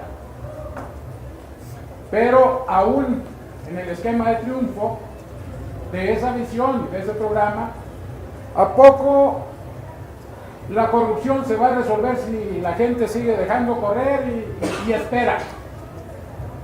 La corrupción, esa gran lacra que allí está permanente, no se va a acabar si la gente no está organizada y reacciona e impide, impulsa cosas para que se castigue la corrupción. Cero impunidad. ¿O a poco lo ya señalado del encuentro de estas dos grandes vertientes del magisterio en México? ¿A poco la reforma necesaria en la educación se va a hacer sin que haya enormes contingentes organizados y con idea clara de lo que debe de hacerse y de lo que debe de brindar la educación para hacer de México un mejor país? ¿No? Significa contingentes fuertes, el seguimiento de la serie de propuestas que se han ventilado de todos los partidos, pues no se van a convertir en realidades si no hay fuerza social desde abajo que los haga realidad. Entonces creo yo, el asunto no es qué esperamos, el asunto es cómo influimos. Y para influir se necesita que haya organización de la ciudadanía más allá de logotipos, más allá de partidos, porque sin duda, si en lo demás va a haber una sacudida, en el sistema de partidos va a haber un terremoto absoluto. No creo que quede piedra sobre piedra del sistema de partidos posterior a julio. Creo que ahí va a tener que haber un gran reacomodo y por lo tanto la sociedad organizada va a tener la palabra. Sobre eso, la pregunta es, con la vertiente esta de ¿qué debemos hacer? ¿Cómo la ven ustedes en los tres casos? Porque los tres casos nos dijeron ya cosas en donde, para mi gusto, no se va a avanzar si no hay eso que se generó, cuando menos en ese segmento en Valparaíso, o ese encuentro del que reseñaba Lucy, y del decálogo, ¿qué podemos decir? Si no hay confluencia entre creadores, promotores, burocracia y toda esta serie de cosas, con idea clara, creo que todo quedaría en buenos deseos. Por sus comentarios, muchas gracias.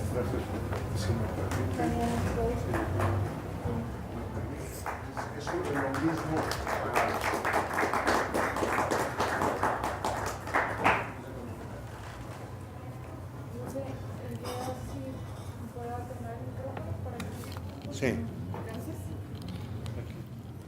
Bueno, yo creo que es importante que los zacatecanos reflexionemos acerca de la especificidad que debe tener el cambio general que Andrés Manuel va a producir.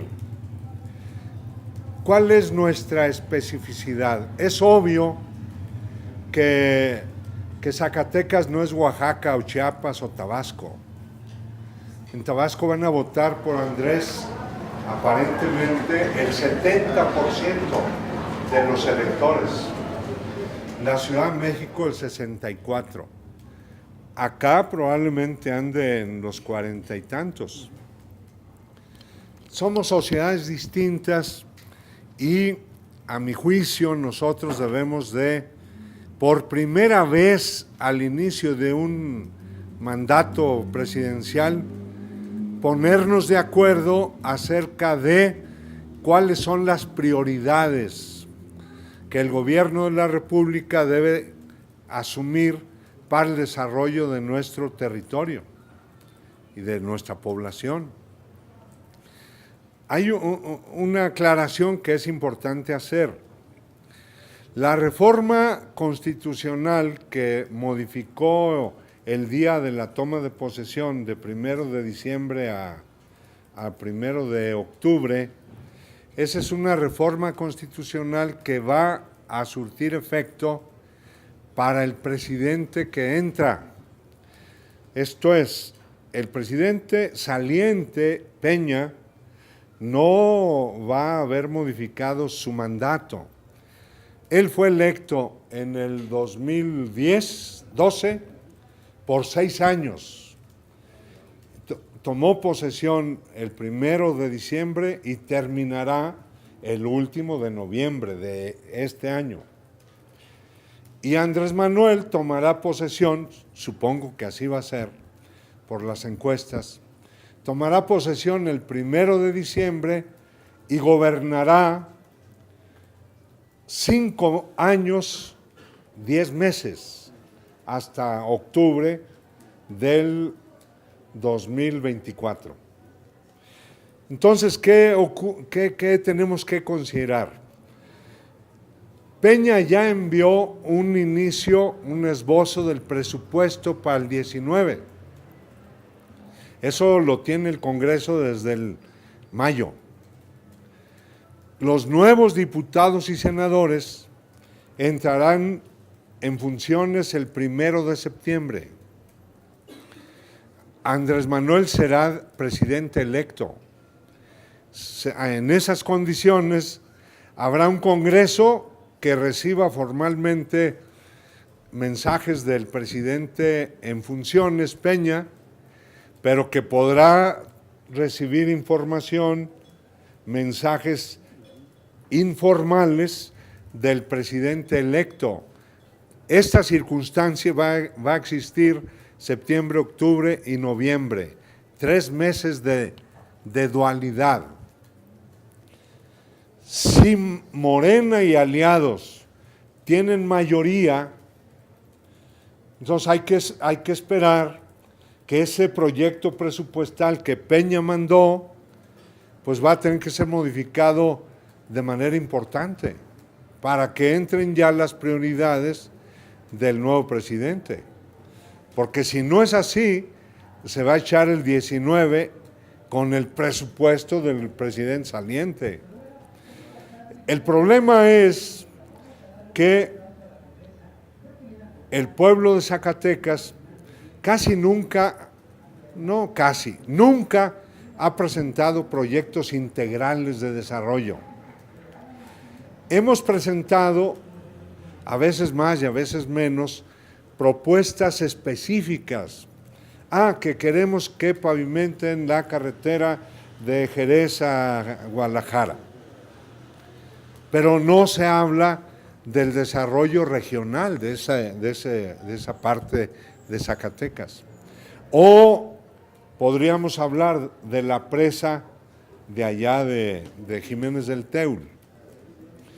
Bueno, el tema es que, a mi juicio, toca a los pobladores de Zacatecas, a nosotros, discutir qué queremos para que el nuevo gabinete, así sea electo, que va a estar allí en la sombra, pero ese nuevo gabinete necesita la información para poder hacer que la fracción parlamentaria de diputados de Morena y aliados pues tengan una propuesta concreta que modifique el presupuesto que ha sido pactado entre Peña y el gobierno de Tello.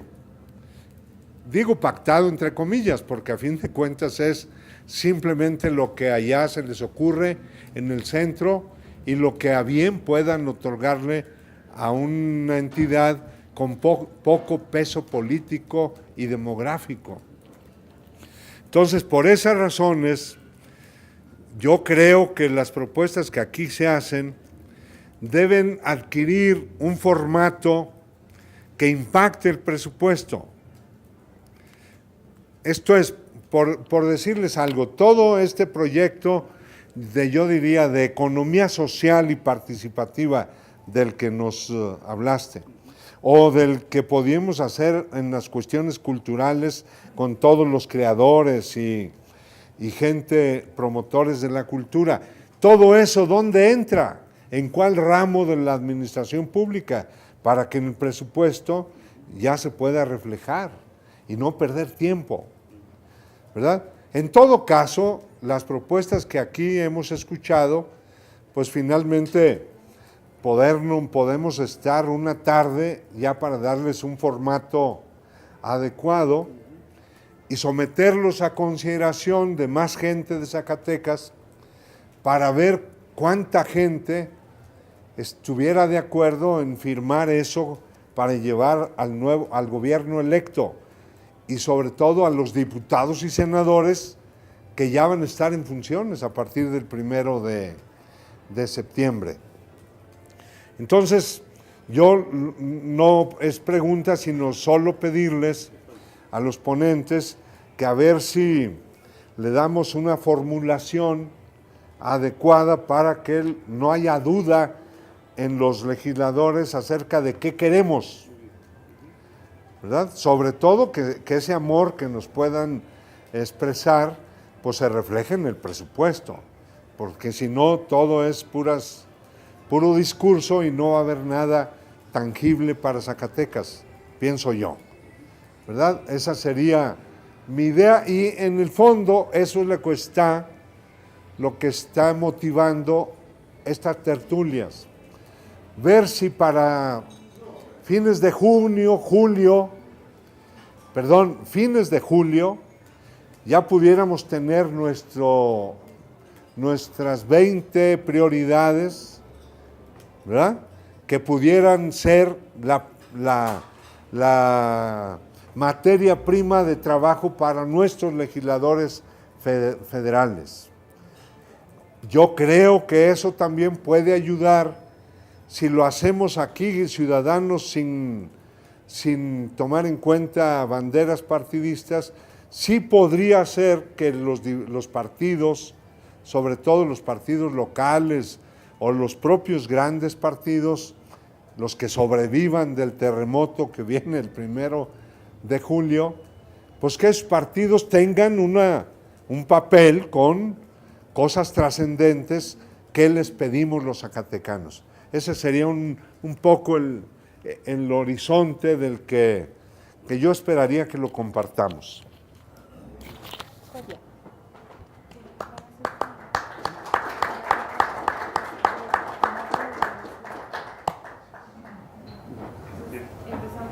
que podemos darle otra oportunidad al micrófono.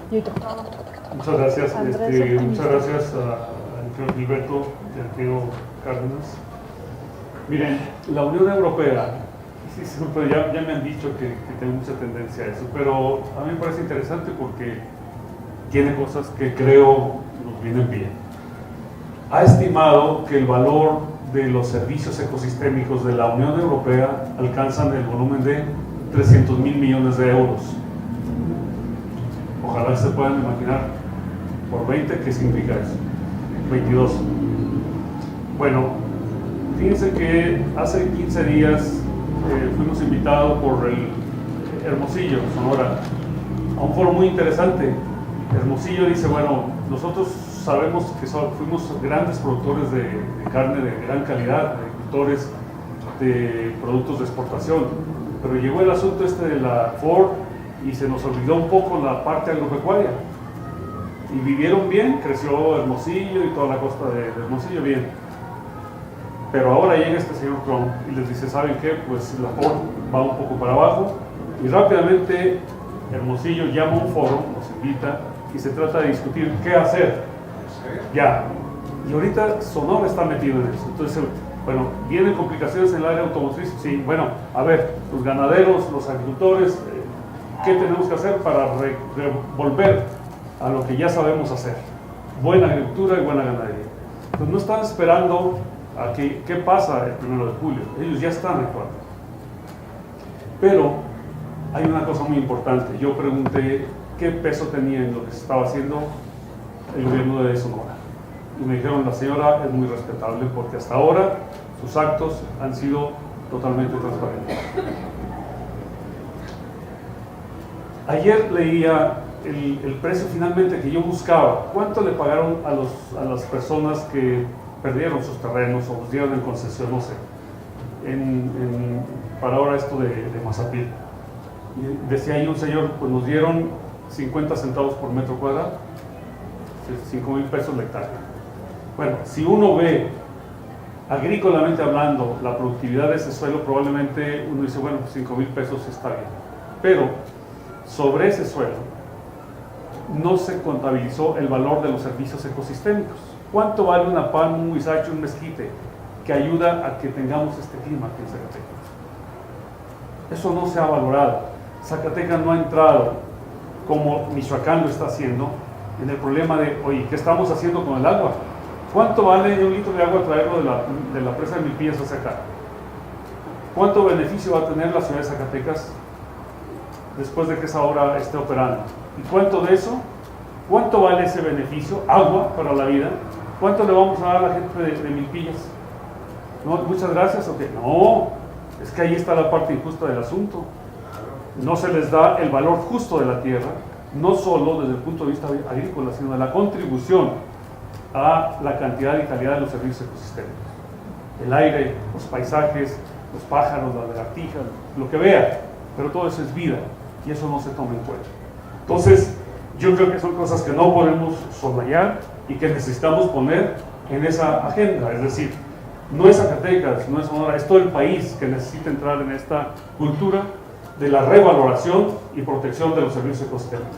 Hoy en la Unión Europea, usted quiere hacer un proyecto, evalúan cuánto va a impactar sobre esos 300.000 millones de euros y le dicen, ¿verdad? Bueno, aquí usted tiene que pagar a la Unión Europea para operar esta cantidad.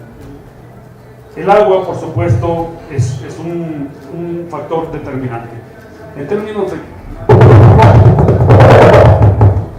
cómo esto tendría que participar presupuestalmente, pues mire, yo creo que si Zacatecas, digamos, sigue en esta dinámica de la mega minería, pues hay que ponerle precio, ¿verdad? Bajo esta perspectiva y decirle a la federación, a ver, yo aquí estoy poniendo este valor de servicios ecosistémicos, con eso aporta al presupuesto. ¿Cuánto viene de allá para acá?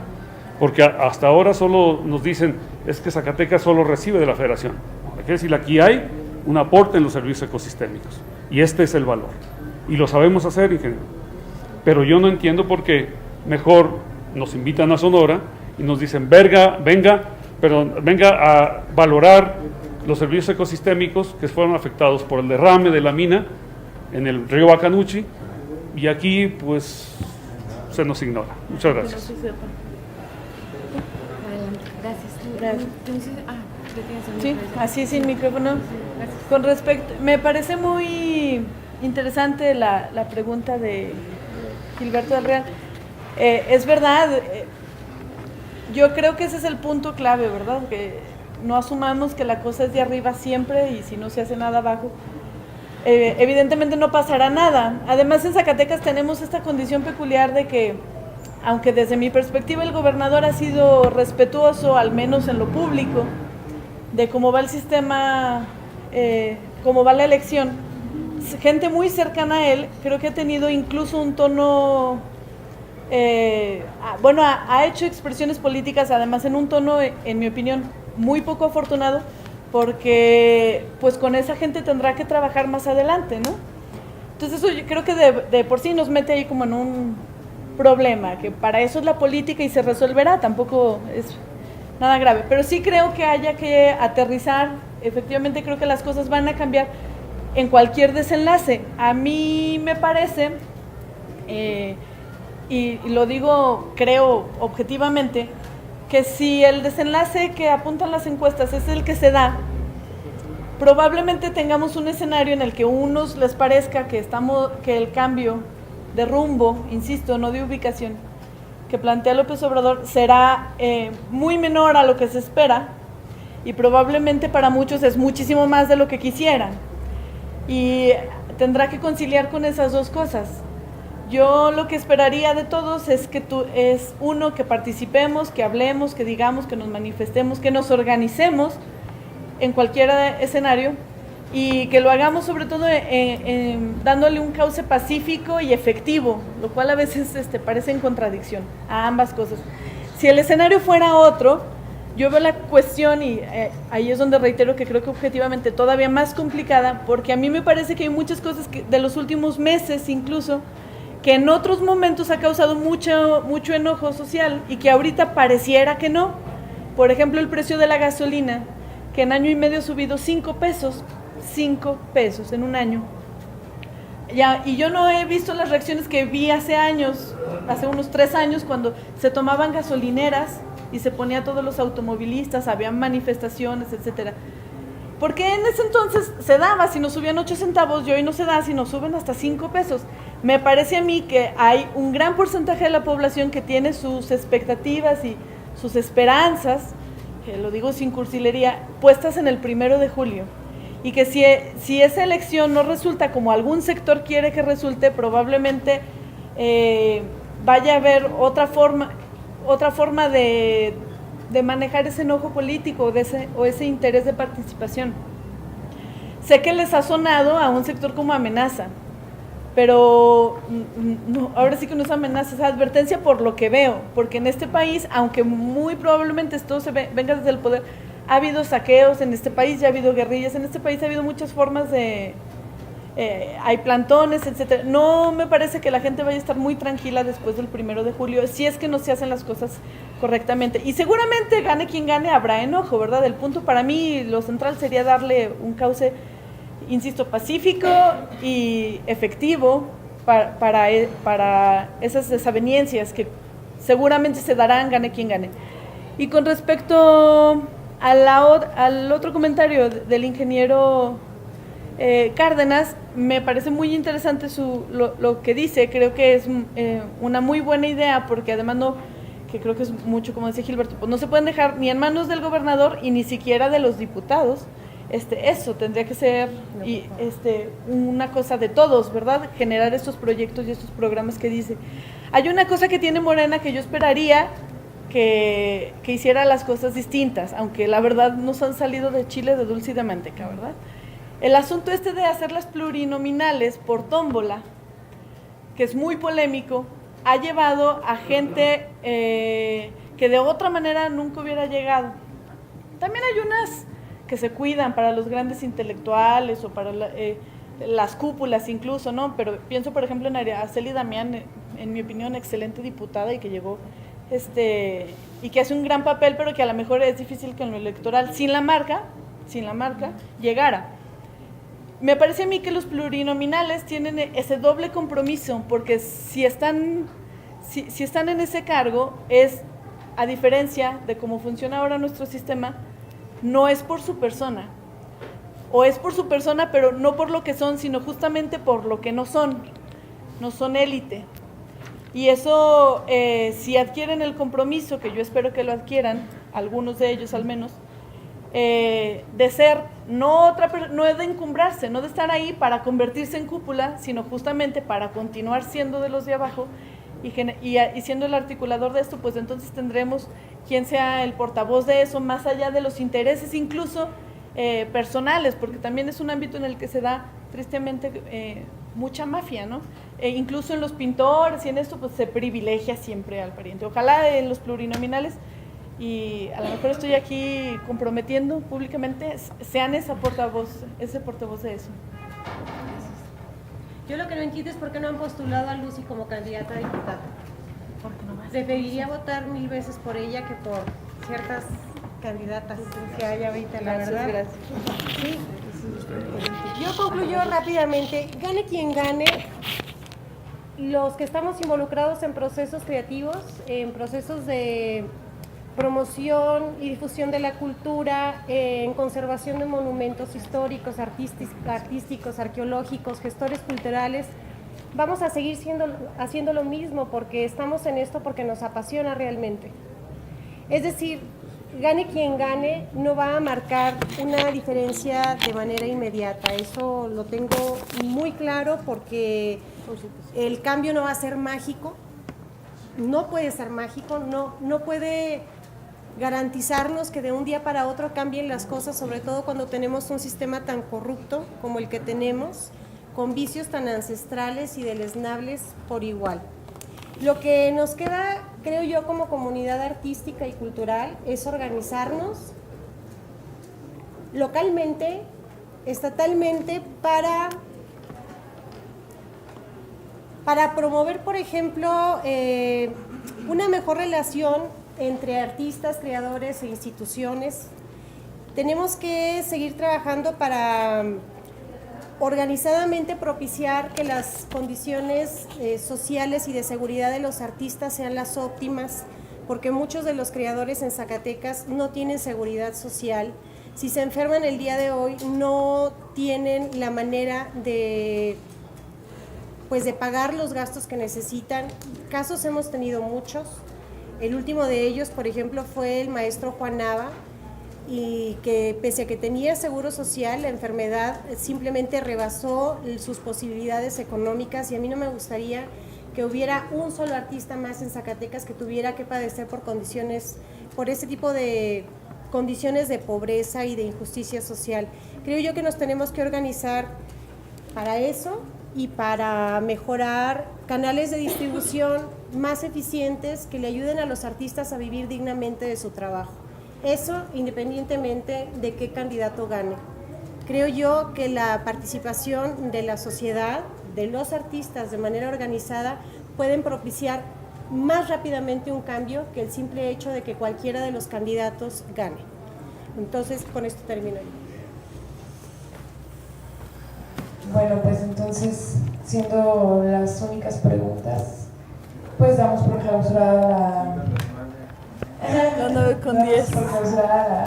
la tertulia política del día de hoy, agradeciendo, claro, a nuestros ponentes, no sin antes agradecer también al equipo técnico que nos ayuda a llevar a cabo este evento, a nuestros compañeros de información, a nuestra editora web, a los compañeros de las cámaras. Y sobre todo, pues agradeciendo su asistencia, su atención y su contribución a este espacio de libertad. Muchas gracias. Que tengan bonita noche. ¿Verdad? Pero eso fue han sido un privado y no me dio esa oportunidad. Oye, sí, no. ¿no Ya vas a saber ahí el matón.